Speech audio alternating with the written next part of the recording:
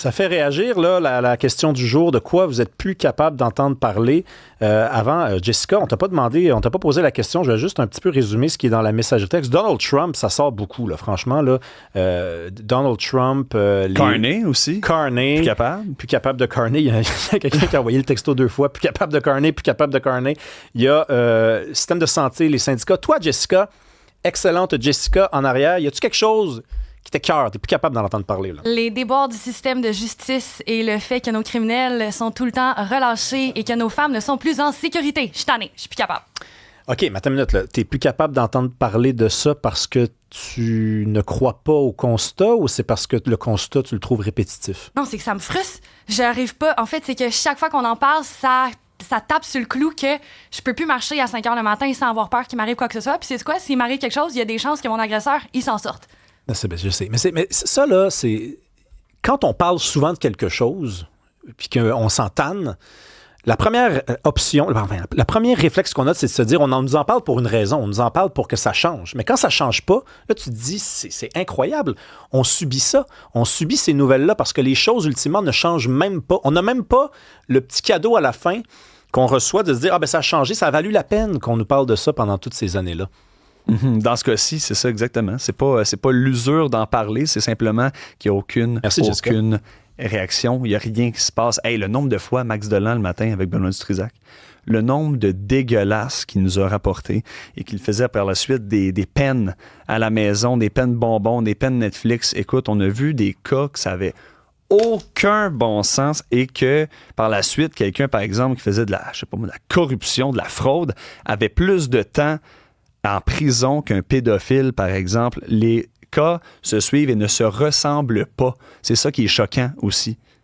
Moi, je vais utiliser un truc dont je suis plus capable d'entendre parler. Président. Puis ça tombe bien, c'est dans l'actualité ce matin. Une élève, c'est Radio-Canada, une élève bouleversée par l'interdiction du voile intégral à l'école. Alors, Radio-Canada, c'est quand même incroyable parce qu'avec des fonds publics, ils ont la possibilité de faire un travail de couverture ambitieux. Ils ont tout ce qu'il faut là, pour faire de la job, pour aller... on va trouver la personne qui dit pas ce que tout le monde pense, que tout le monde dit. On va faire le reportage, on a les moyens de le faire. Et pourtant, sur ce sujet-là, c'est tout le temps la même maudite affaire qu'on nous rapporte.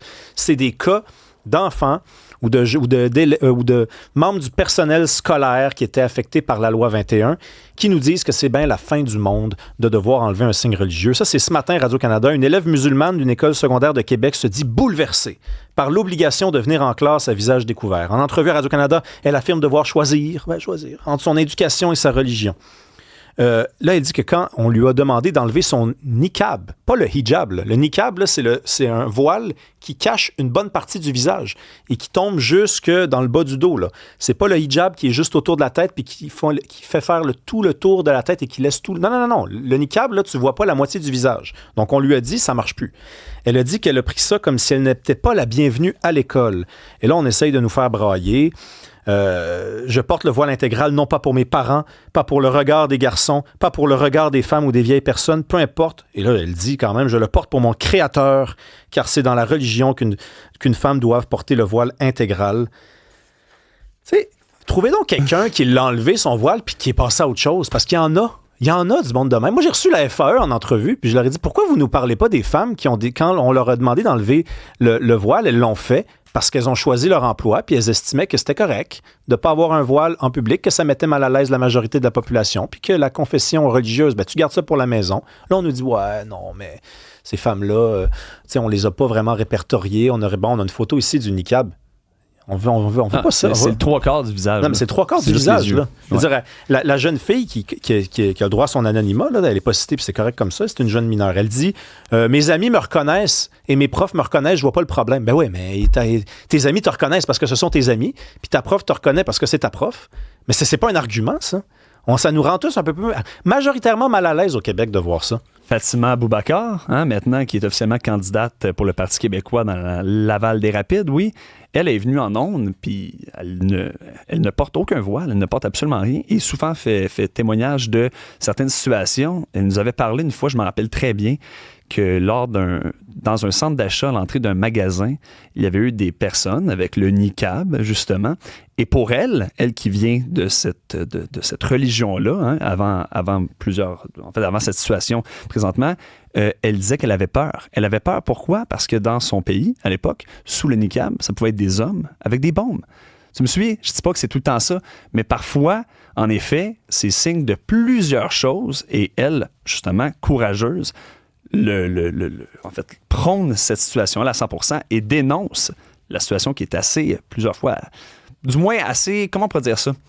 Pas inquiétante, mais difficile à gérer. Voilà, je pourrais dire. C'est la moindre des choses pour une société d'établir des codes de conduite, d'avoir des mœurs, d'être à l'aise ou pas à l'aise en présence de certains symboles, certains signes. Une société a le droit de faire ça. Au Québec, on a décidé, et ça ne change pas depuis l'adoption de la loi, la majorité est claire. On n'est pas à l'aise avec les signes religieux dans certains contextes. On passe à autre chose. Il y a des gens qui veulent ou qui ne veulent pas s'intégrer. J'en appelle à Radio-Canada. Faites votre travail comme du monde.